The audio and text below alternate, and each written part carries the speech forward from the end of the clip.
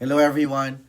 Today I'll be discussing Chapter 3 of The Whole Brain Child by Daniel Siegel and Tina Payne Bryson. This chapter focuses on helping children develop and use their upstairs brain, which is responsible for decision making, self control, empathy, and problem solving. Children's emotions can take over when they are frustrated, angry, or upset before they can slow down and think logically about the situation. So, understanding brain development is important for counselors because it helps us see children's behaviors differently. Sometimes adults expect children to respond like adults, but their brains are still growing and learning. Know that we can respond with more patience and compassion. One strategy from the chapter is engage, don't enrage. When a child becomes emotionally overwhelmed, reasoning, lecturing, or raising our voice usually does not help. It often makes the situation worse because the child is operating from the emotional part of the brain rather than the thinking part. Example: imagine a child who studied hard for a test but comes home upset after receiving a poor grade. The child says, "I'm stupid, I'll never do well in school." A parent's first reaction might be to lecture the child or tell them to stop being dramatic. Using this approach, the parent might first acknowledge the child's feelings by saying, "I can see you're really disappointed and frustrated." So after the child has calmed down, the parent can help them think through what happened and discuss ways to improve next time. A second strategy is use it or lose it. The authors explain that children strengthen their upstairs brain when they are given opportunities to use it.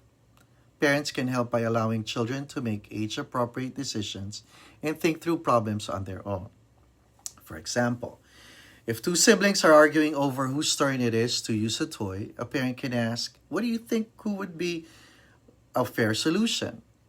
Instead of immediately solving the problem, the parent gives the children an opportunity to practice decision making, empathy, and problem solving skills. In family counseling, counselors can teach parents how to use these strategies at home.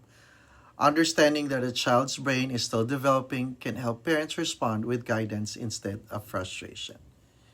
Reading chapter 3 reminded me of my work as a hospital chaplain and how adults are often not that different from children.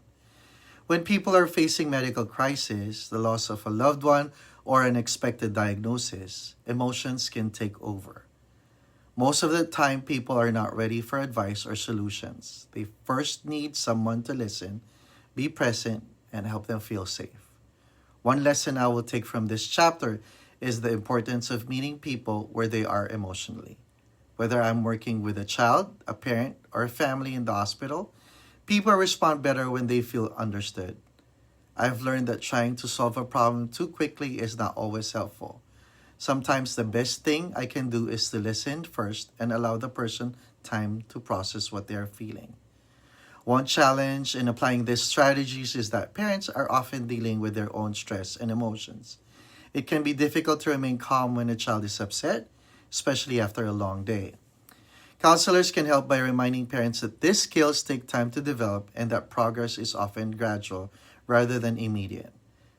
Chapter 3 reminded me that children need patient adults who can help them develop emotional regulation, self control, and healthy decision making skills. Parents and counselors can strengthen the upstairs brain and help children develop skills that will benefit them throughout their lives. Thank you for listening.